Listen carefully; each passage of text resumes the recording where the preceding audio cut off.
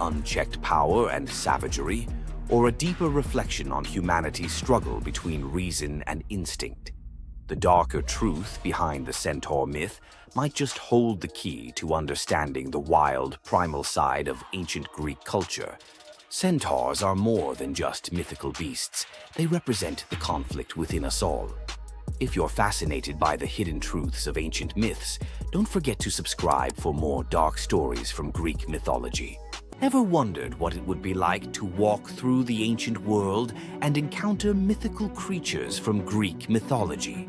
Get ready to meet the beasts that shaped legends. In Greek mythology, creatures were more than just beasts. They were symbols of the forces of nature, God's will, and humanity's struggle with the unknown. From the terrifying Minotaur lurking in the labyrinth to the mesmerizing sirens luring sailors to their doom, these creatures were as captivating as they were dangerous.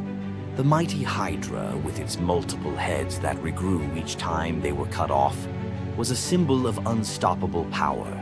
The Cerberus, the three-headed dog guarding the gates of the underworld, represented the barrier between life and death. But not all mythical creatures were monsters. The graceful Pegasus, a winged horse born from the blood of Medusa, symbolizes freedom and the pursuit of the heavens. These creatures still live on in our stories, haunting the shadows of ancient Greece and whispering through the winds of time. Which Greek mythological creature fascinates you the most? Share your thoughts and don't forget to subscribe for more legendary tales from Greek mythology. Imagine being one of the greatest hunters in the world, known for your unmatched speed and skill. But despite all your abilities, your destiny is determined by a simple golden apple. Let me tell you the tragic tale of Atalanta, the huntress who couldn't escape her fate. Atalanta was abandoned at birth by her father, Zeus, who didn't want a daughter. Left to die in the wilderness, she was raised by a she-bear, learning to hunt and survive. As she grew, Atalanta became a legendary warrior, her skills in hunting unmatched. But no matter how great she became, she could never escape one thing: her prophecy. A prophecy foretold that Atalanta would only marry a man who could outrun her in a race. As the years went by, many suitors came, eager to win her hand. But Atalanta, fiercely independent, defeated them all. Her speed was unbeatable, and no man could match her skill. Then came Medea, a brave hero who had heard of Atalanta's strength and beauty. Unlike the others, he didn't boast about his abilities. Instead, he came prepared with a plan. Medea, knowing Atalanta's curse, asked the goddess Aphrodite for help. She granted him 3 golden apples, which he used to distract Atalanta during their race. As Atalanta raced ahead, confident of her victory, Medea tossed the apples one by one in her path. The golden apples were so beautiful, they distracted Atalanta just enough to slow her down. In the end, Medea won the race, and Atalanta was forced to marry him, despite her reluctance to give up her independence. But the story doesn't end in happiness. Atalanta and Medea's marriage was plagued with regret. Atalanta, still driven by her need for freedom, felt trapped by the very love she couldn't escape.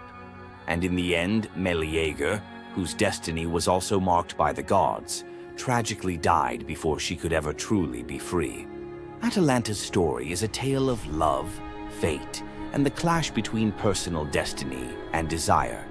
Despite her unmatched strength and independence, her fate was sealed by love, and her story remains a tragic reminder of how even the most powerful can be brought down by what they cannot control. If Atalanta's bittersweet story of fate and love left you in awe, subscribe for more untold Greek myths and the heroes who shaped the ancient world.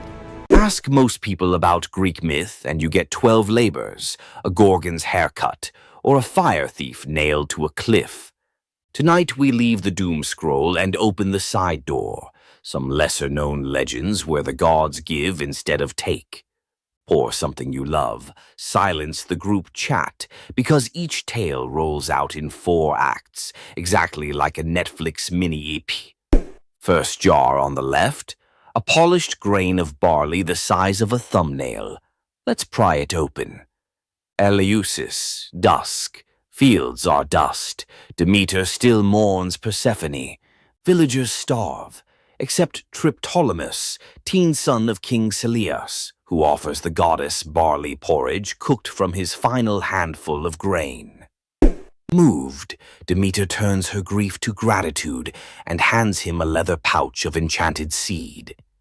Demeter's next gift is wilder, a bronze chariot yoked to 2 serpents the size of river dolphins. They hiss, but obey her touch. Fly, she tells Triptolemus, and sow the earth. He launches like steam from a kettle, dragons beating emerald wings over seas and mountains, seed flitting from his fist, taking root the instant it kisses dirt. Triptolemus lands in Scythia, demonstrates plowing, and shares bread hotter than sunrise. Their ruler Lincus smiles, then creeps into the guest hut with a dagger, planning to steal credit. Demeter's serpents coil awake, eyes phosphorescent. Steel meets scale. The goddess materializes and, with a snap, turns Lincus into the first lynx, forever stalking fields he can never harvest. Triptolemus lifts off again, safer and wiser, dragons spiraling like living irrigation lines. Everywhere wheat sprouts, famine folds, and villages invent words for thank you.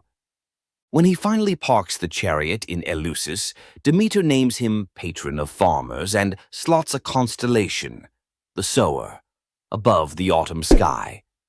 Rural Greeks still claim that seeing twin shooting stars at harvest means Triptolemus's dragons are checking yields. In Achaean ripes, stonemason Mycilus woke 3 nights running to the same dream. Hercules, lion skin reeking of cedar smoke, beckoned him across the sea to the pebble-dappled waters of Asar. Leaving one's birthplace was illegal, but divine persistence outweighs city ordinances. Neighbors dragged him before the civic tribunal. Verdicts were cast with white, acquit, and black, condemn, pebbles dropped into an urn. Mycilus prayed under his breath. As judges emptied the urn, every stone, white and black alike, shone snow-white. Gasps. No law forbade miracle loopholes, so the council shrugged and released their suddenly blameless defendant. Mycilus sailed west. At Italy's heel, he found the river Asar flashing with pale cobbles, exact match to his dream. He also found an old burial mound dedicated to a local hero named Croton, once hospitable to Hercules himself. Prophecy clicked like a lock. He founded Croton on that spot, planting the first stone in the new city wall with his own calloused hands. 2 generations later, Croton would dominate Magna Graecia in athletics and medicine, home of Milo the wrestler and Pythagoras' school. Locals still tell tourists to pocket a white pebble for courage, Hercules' ancient thumbs up.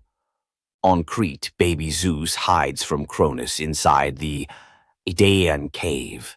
A gentle goat, Amalthea, nurses him with milk so sweet it smells of thyme. Curate's warriors clash shields outside to drown infant cries. Toddler Zeus, already wrestling destiny, grabs Amalthea's horn during roughhousing. It snaps off. Horrified, he touches the broken horn and wills it to pour ambrosia and jewels, an apology in infinite supply. The horn becomes cornucopia, everlasting symbol of abundance. Amalthea is lifted to the stars as Capella, brightest goat in the sky. Every harvest festival, Greeks tip wine from a horn-shaped rhyton, so the cave child remembers. The practice survives today in the very shape of Thanksgiving centerpieces, because one young god learned that breaking something you love can birth generosity that never runs dry. Argos prepares a grand procession to Hera's temple 6 miles away. Oxen assigned to pull the gilded cart of Priestess Sidip, aka Mo or Awal. Her sons, athletes Cleobus and Biton, lock eyes and shrug. We're the oxen today. They yoke themselves, veins corded, and drag the 2-ton cart under Mediterranean noon. Crowds scatter petals, sweat rains on marble road. At the temple steps, mother dismounts, trembling with pride. Sidippe prays, "Great Hera, grant my sons the best blessing a mortal can have." After sacrifice and feast, the exhausted brothers fall asleep in the sacred hall, smiles still ghosting their faces. They never wake. Peaceful exit at peak glory, Hera's idea of the highest gift. Argives commission life-size statues at Delphi, muscles forever flexed. Travelers note the serenity on stone brows, testament that sometimes a swift, dignified curtain call outranks long, ragged applause. Young Taurus, demigod son of Poseidon, pilots a skiff scouting for new colonies. A storm detaches rudder from reality. Mast snaps like uncooked spaghetti. Waves swallow everything but Taurus clinging to driftwood. Poseidon, scanning seafloor currents, flicks his trident. A dolphin larger than a rowboat rockets upward, scoops Taras, and planes across the wine-dark sea like a living surfboard. At dawn, the dolphin deposits him on Italy's sunlit heel. Taras climbs a bluff, sees fertile plains ribboned by a gentle river. He plants Poseidon's miniature bronze trident in the sand and declares a new polis. The colony, Tarentum, today's Taranto, mints coins of a boy riding a dolphin, trident aloft. Local fishermen still carve tiny dolphins on prows, tribute to the uncanny GPS system that once delivered a founder to the perfect harbor. Aphrodite and winged son Eros picnicked amid spring anemones, boasting who could gather the loveliest bouquet. With wings, Eros predictably stuffed his basket first. Enter Peristera, a mortal handmaid collecting herbs nearby. Seeing Aphrodite's crestfallen smile, she wordlessly tipped her own armful of blooms into the goddess's basket. Eros protested, "Rules breach." Aphrodite just laughed, victory fragrant in her arms. Jealousy and Cupid's arrows share barbs. Eros flicked one tiny dart and, poof, Peristera shrank into downy white feathers. Aphrodite scooped up the bewildered bird, whispering apologies and protection. Peristera, now a dove, gained a new language of coos and cloud-high freedom. The goddess decreed doves sacred henceforth, harbingers of peace and liaisons for lovers. From Cyprus to Corinth, newlyweds release white doves, so their first horizon carries Peristera's gift. Help your friends win, and you may end up airborne, emblematic, and forever cherished by a goddess who remembers favors. Cretan teenager Epimenides entered a cave seeking a stray lamb. Cool air lulled him into a nap on soft moss. When he stepped back into sunlight, the lamb was a weather-bleached skull, and his town looked upgraded. He'd slept 57 years. Word of the time traveler raced to Athens, then reeling under plague and factional strife. They summoned Epimenides. He prescribed symbolic spring water baths for citizens and a cleansing of unjust murder cases, the world's first state-sanctioned amnesty. He also ringed the city with incense-burning altars to the unknown god, appeasing whichever deity felt snubbed. Within a year, the plague receded, civic tempers cooled. Grateful Athenians offered gold. Epimenides accepted only vines for his Cretan temple, proof that sleep had taught him value over price. Legends credit him with tweaking the Greek lunar calendar and penning riddling prophecies. Even today, Cretan shepherds warn drowsy companions, "Nap too long in a sacred cave, you'll wake up a consultant." Aristaeus, son of Apollo and huntress Cyrene, loved tinkering. Olives here, cheese there. When shepherds complained of wild honey going rancid, Aristaeus studied bees like living alchemy. Nymph tutors taught smoke calming and linen veils. Soon Aristaeus produced honey rumored to heal fevers. Even Olympians craved his combs. One blistering summer, disease wiped out his hives. Desperate, he consulted shape-shifting Proteus, who advised a strange remedy. Sacrifice 4 bulls and leave their carcasses sealed. From decay rose new swarms, robust and disease-proof, the mythical origin of begonia, or bee birth. Greek farmers copied the ritual symbolically with perfumed ox hides draped over empty hives at spring equinox. Aristaeus planted thyme to flavor future honey, invented the first clay smoker, and dedicated his success to the seasonal Etesian winds, ensuring cool breezes helped the bees cap wax perfectly. Modern beekeepers in Greece still call a sudden helpful wind Aristaeus's breath. Zeus and Hermes, disguised as dusty travelers, canvassed a Phrygian village for lodging. Gold door mansions slammed shut. Only an aged, poor couple, Baucis and Philemon, welcomed them into a mud brick hut. They served cabbage soup, pork scraps, and local wine. Mid-pour, Baucis noticed the jug stayed full. Eyes widened. Guests revealed divine light. The couple's first instinct? Ask the gods to spare their nasty neighbors if possible. Mercy before schadenfreude, classy. The village morphed into a marsh. The hut blossomed into marble columns. Zeus offered any reward. They chose to be temple keepers and to die together. Years later, as breath slowed, bark crept over their skin. Philemon an oak, Baucis a linden, branches intertwined over the temple forecourt. Travelers claim the twin trunks still rustle blessings on strangers who share food with drifters. Local children leave tiny cups of soup under the roots, because kindness apparently scales from hut to eternity tree. From marble votes that rewrite destiny to bees reborn in golden sunlight, tonight's legends hum one chord. Generosity, of spirit, of risk, of welcome, catches the gods' attention faster than any heroic flex. Drop a comment naming the myth that lit you up and tell us how you'd translate its core gift into today's life. Food bank pop-ups, urban beehives, pop-up nappies. Best idea gets animated into next episode's intro, your username in ancient Greek graffiti. If tonight rekindled your sense that the universe sometimes rewards the generous, like the video, subscribe for more secret corridors of myth and tap the bell so the algorithm's dolphin swims our next story straight to you.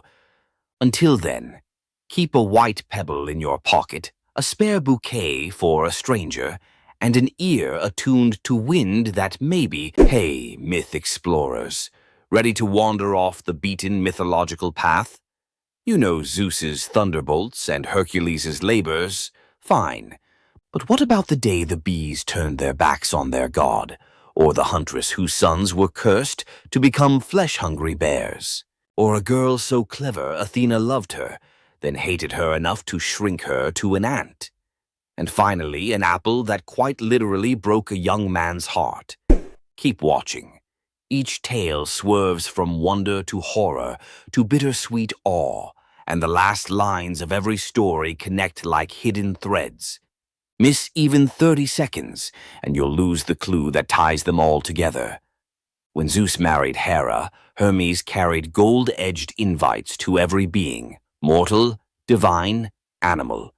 Chelone, a river nymph, accepted with a careless nod, but when the day came, she sniffed at the sky, poked the embers in her hearth, and sighed, "My little house is warmer than Olympus." Hours later, the wedding procession rolled past in thundercloud pomp. Hermes spotted Chelone's empty chair. Rage ignited in his silver sandals. He swooped down, seized the entire cottage, roof, pillars, walls, Chelone still clutching a teacup inside.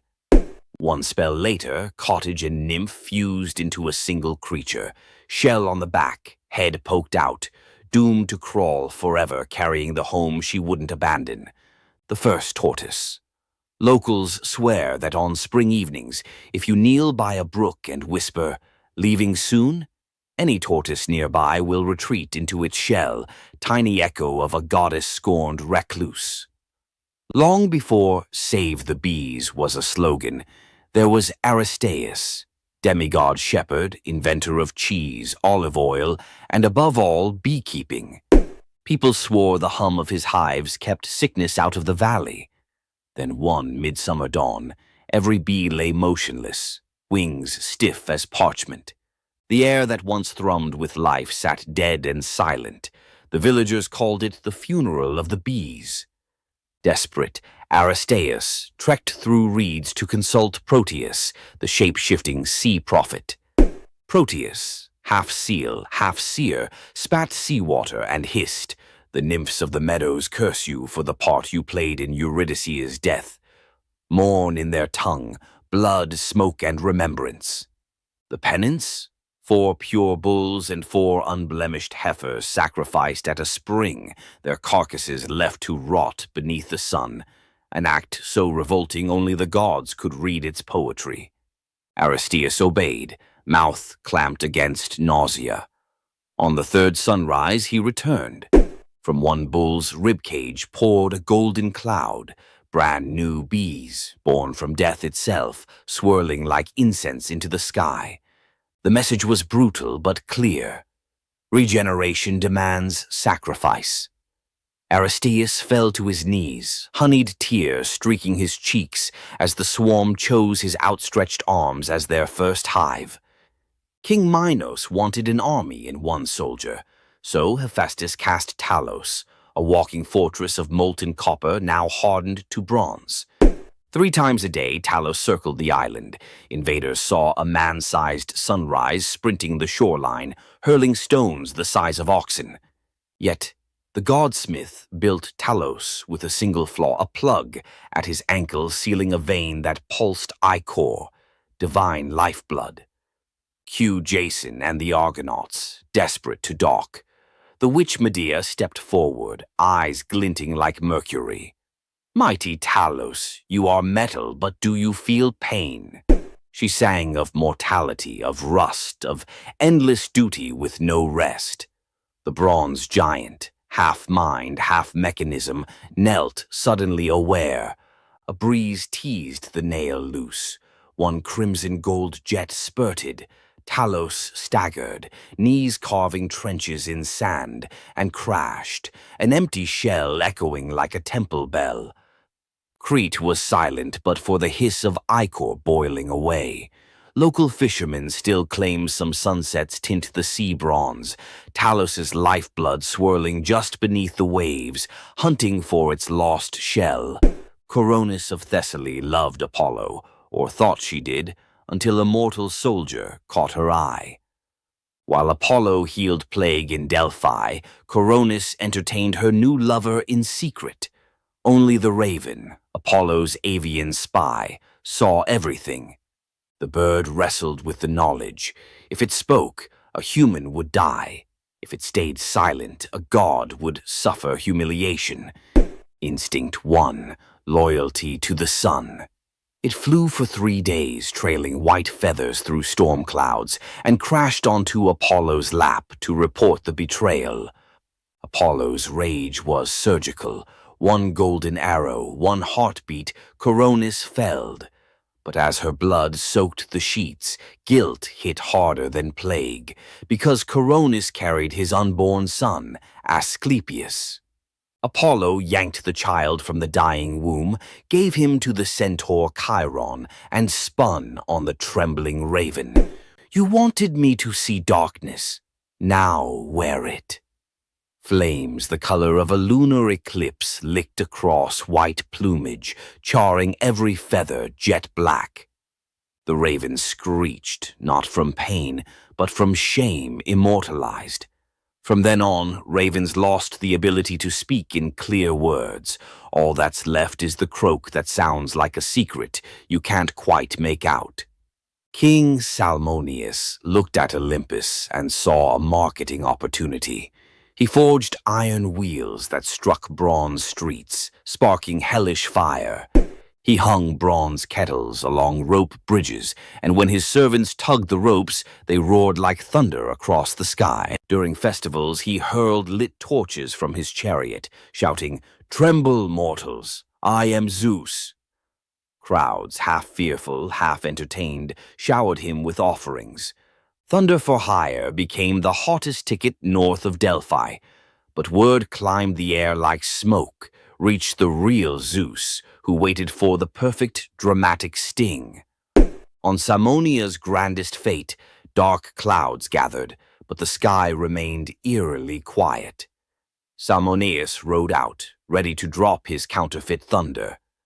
Zeus answered with the genuine article, a single bolt that vaporized the rope bridges, melted the bronze road into a river of screaming metal, and hurled Salmoneus, chariot, horses, ego, into Tartarus. There, chained to a rotating rock, he hears only one sound. Authentic thunder he can never claim. Locals swear the ruins of Salmonia still ring on electric nights. Metallic echoes of Zeus performing an audit on false advertising. Polyphonte, one-time devotee of Artemis, vowed to remain chaste, but Aphrodite, never fond of holdouts, infected her with lust for a passing bear. Yes, a bear. Polyphonte vanished into the woods and returned months later with twin boys, Agrius and Aureus, towering, coarse-haired, with appetites that chilled the blood. They laughed at altars, hunted travelers, and roasted human limbs over campfires. Zeus finally snapped. He ordered Hermes to punish the whole family in whatever way preserves terror for future ages. Hermes, unwilling to butcher newborns, enlisted Ares, who gleefully bound the twins upside down and hacked off hands and feet. But before the blade fell again, the gods changed their minds, opting for metamorphosis over gore. Polyphonte became the Strix, a death-omen owl whose shriek freezes armies. Aureus twisted into a towering eagle owl, herald of war. Agrius sank into the body of a vulture, forever gnawing carrion. And the family's hillside cave? Locals swear it still reeks of smoke and sweet meat. Farmers mark its mouth with iron nails. Iron, they say, silences bare-born ghosts. Next time an owl howls before battle, remember Polyphonte's cursed lullaby, a mother's love curdled into dread for every soldier who hears it. Athena once chose an Attic girl named Myrmex as her personal protégé. The goddess introduced a dream project, the world's first plow. Myrmex watched, learned, then, intoxicated by the crowd's applause, whispered that she had invented the tool. Athena's gray eyes darkened. Soon after, a jealous wind shoved Myrmex while she harvested wheat. She staggered, dropped an armful of sheaves, and heard laughter, a cruel echo of her own boast. Athena emerged, face sorrowful. "You craved the harvest without the humility." She tapped the girl's forehead. Instantly, Myrmex shrank, limbs splitting, waist pinching. An ant scuttled where a maiden had stood, destined to steal crumbs of grain for eternity, mimicking the theft of Athena's credit. Centuries later, Zeus needed loyal subjects for his son Aeacus in barren Aegina. He saw the ant swarm and, in a grim joke, transformed them into soldiers. The Myrmidons, silent, disciplined, famous under Achilles at Troy. The bravest army in myth owes its origin to a single boastful sentence. Medusa grew up alongside the breathtaking Adonis under the roof of King Cinyras. Where Adonis was radiant, Medusa was steady, guard, confidant, brother in all but blood. When a boar gored Adonis in Aphrodite's sacred grove, every flower dimmed, and Medusa felt his chest collapse inward. Days later, they brought Adonis's body home. Melas strung a rope from a pomegranate tree and hanged himself, grief carving deeper than any tusk. His wife Pelea followed. Aphrodite arrived, drenched in her own tears, too late to save them, but not too late to transform them. Medusa became the apple tree, branches heavy with fruit the color of heart blood. Pelea became the dove, eternal companion to Aphrodite, cooing in the apple's boughs. Their infant son, also named Medusa, was spared and ordered to Delos to teach islanders the craft of shearing sheep. Ever since, Greeks call flocks mela in his honor. Legend says when an apple falls perfectly into a lover's open palm, Medusa is granting a fragment of his devotion, a reminder that love can be both sweet and lethal. Every crunch echoes a heartbreak older than history. Careful who you offer an apple to. Aphrodite might just be listening. Which boundary breaker freaked you out most? Drop your vote below. Smash like if you'll think twice before faking thunder. Subscribe for Forgotten Monsters next week, and ring the bell. Unlike Melinoe, notifications haunt only by day. See you in the echoes. You've heard of a goddess whose beauty was unmatched. But what if I told you that her beauty wasn't what it seemed? In fact, her allure led to some of the darkest consequences in ancient myth. This goddess, adored by many, held the power to captivate anyone with a mere glance. She was so beautiful that her charm could sway the gods, kings, and mortals alike. But this beauty came with a deadly price. The goddess we're talking about is none other than Aphrodite, the Greek goddess of love and beauty. While she is often depicted as the epitome of grace, sensuality, and allure, her beauty was more of a curse than a gift. Aphrodite's powers extended beyond just physical beauty. Her charm was irresistible, but it came at a cost. Her very presence could bring turmoil. Many heroes and kings fell victim to their obsession with her. Take Paris, for instance. His decision to choose Aphrodite as the fairest of the goddesses set in motion the events that led to the Trojan War. His desire for her beauty caused the death of thousands and the fall of Troy. But Aphrodite's beauty didn't just destroy men. It could break gods, too. The tale of her and Ares, the god of war, exemplifies this. While Aphrodite was married to Hephaestus, the god of blacksmiths, her passionate affair with Ares led to chaos among the gods. Her beauty wasn't just about attraction, it caused jealousy, betrayal, and ultimately destruction. Despite her dazzling appearance, Aphrodite was also a figure of deceit and destruction, proving that beauty, when it holds such power, can be dangerous. It's no wonder the ancient Greeks warned that appearances can be deceiving. Aphrodite's beauty may have dazzled the world, but her story teaches us that sometimes what's on the surface can mask